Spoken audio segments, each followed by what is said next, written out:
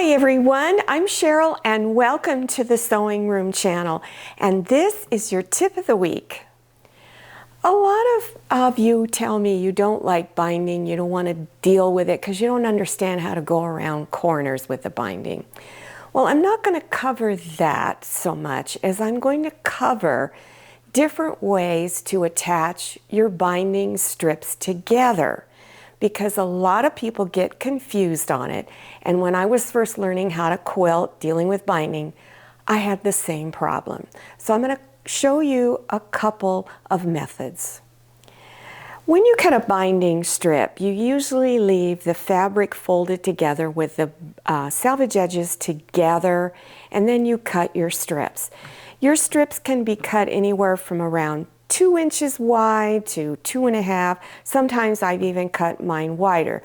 So the width just depends on the look you're trying to go for, but most of them are between 2 and 2.5 inches.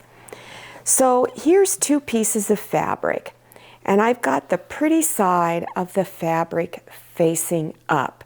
And for this method I'm going to show you, that's real important that you have the pretty sides of the fabric up. So I'm going to lay them together because when I'm cutting the ends on my binding strips, it's quicker to layer some of the fabric. Don't layer a whole bunch where you have 6 or 7, 8 layers of fabric. That's not good. Just 2 to 3, maybe 3 layers. So I'm going to show you a method in which you cut the ends at a diagonal. And on your rulers, sorry, it's down here. On your ruler, here is the 45-degree line. This is the one that you want to use. And how you lay it just depends if you're right or left-handed. I'm left-handed, so I'm putting it this way. So I'm going to put the 45-degree line on this edge of the fabric. And I'm going to move the ruler down towards the end of the strips. And then I'll take a rotary cutter and cut. Now, if you don't have a rotary cutter, then take a pencil and draw a line there, and then cut on it. Now you need to cut the other end. So you need to make sure that your cuts, let me take this away, are all going in the same direction at both ends of your fabric. They either both have to go this way or both this way. Whatever you do, don't cut them out like this or like this. They won't line up. So now I'm going to move this end down, placing the 45-degree line on the edge of the fabric, and then cut this end off. So this is what it would look like at both ends. Again, going in the same direction. So now you're going to bring pretty sides of the fabric together. And one is going straight out away from you, and the other one is going straight out to one side. And for those of you who have a hard time stitching on a straight line, you could put your 1/4 inch line on your ruler there and draw a line. Then pin it together. You really want it to stay together.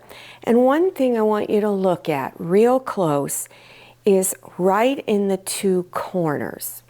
So your stitch line begins where the 2 pieces of fabric connect, right in that corner. And the same thing at the other end, must connect right there. Then go ahead and stitch that 1/4 inch seam, making sure you start where the 2 pieces of fabrics intersect together. So then you want to unfold it and press the seam open. Now you'll notice you have these tails here. We call them ears. There's one there and one at the other end. You just want to cut those off. Now when you go to put it on your project, whether it's a pot holder or a big quilt, The process is exactly the same. So you go ahead and you stitch your binding on. Now let's say you started at one end of your binding and you want to go in about 8 inches or so at least, and then begin stitching. Then you stitch it all the way around all of the edges of your quilt, and now you're coming close to putting the ends together. So you want to stop stitching to where you have enough fabric here to where you can bring them together. Now you would have to lay your fabric on top of each other, and then here, let's pretend this strip is really long, the one on top. You would place it close to that and then take a pin and see a mark. Can you see that little mark right there? I put right there. Go over to the other side and do the same thing. Put a mark where this pencil line is. Now you want to open them up to where the front of the fabric is facing up. The pretty side is up. Now you're going to take this one and bring it on top. So you're going to take this outer corner here and bring it over to this corner on the outside down at the point.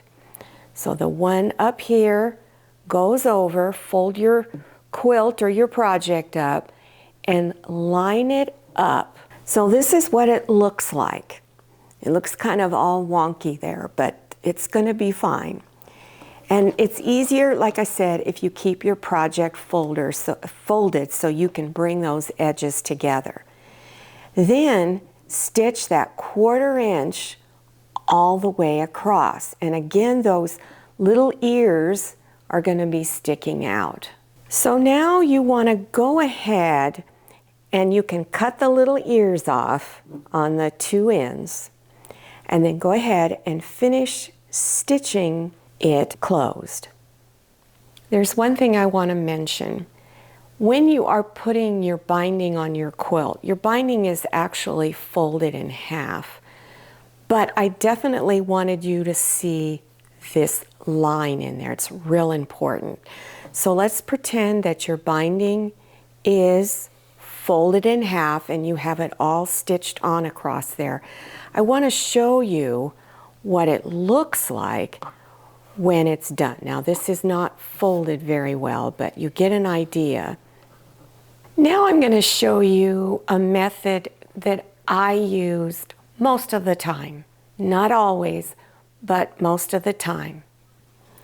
So here's 2 pieces of fabric. Bring front sides together and then stitch a 1/4 inch seam along here.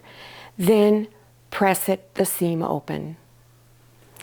Now remember, keep in mind that when you are doing binding for real, your binding strips are folded in half. But again, I want you to see how everything is coming together, and it's easier for me to leave this open while I'm demonstrating how to put the ends together. So I'll always remember that.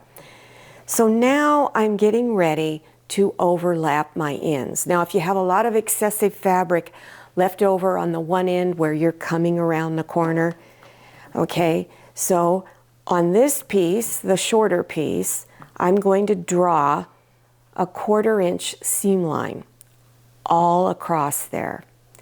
Then lay it down on top of the other strip and pull this back just a little bit so you can see where the line is, and put a mark on the other strip of fabric that's underneath.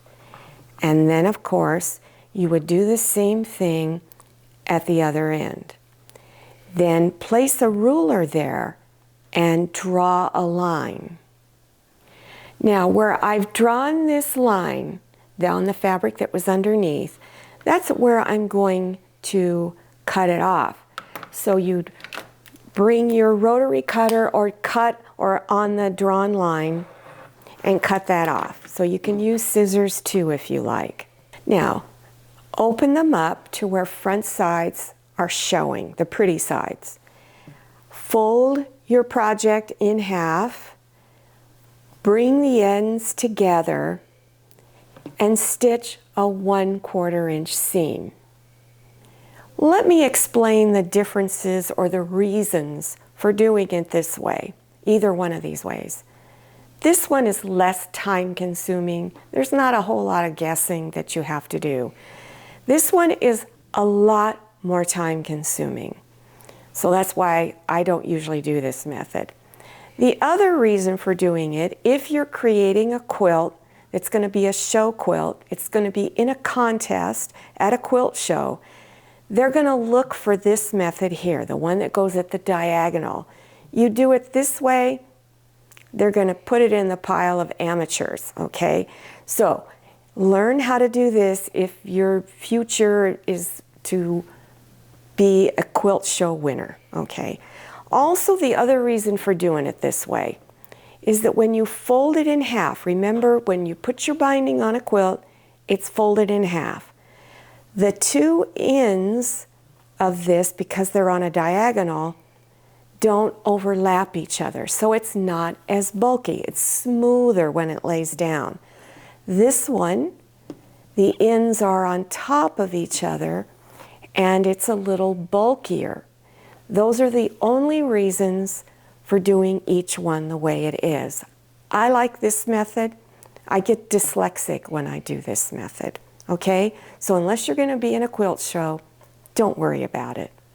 Now, if you're interested in other tutorials on binding and quilting, different ways to do quilting stitches, all of that, I will have links below your YouTube screen in the description section. So scroll down, click on Show More, and it will expand open and you'll see it. And also, don't forget to follow me on Instagram. Make sure you check out my Facebook page. Thank you so much for watching. I'll see you next time, and happy sewing. If you like the Sewing Room channel, one of the best ways to show your support is to subscribe by clicking on that red subscribe button and give this video a thumbs up. And don't forget to click on share to share this video with your friends. And make sure you click on the bell so you receive notifications for all my new videos. I'm Cheryl, this is Manny, and this is Scotty. See you next time.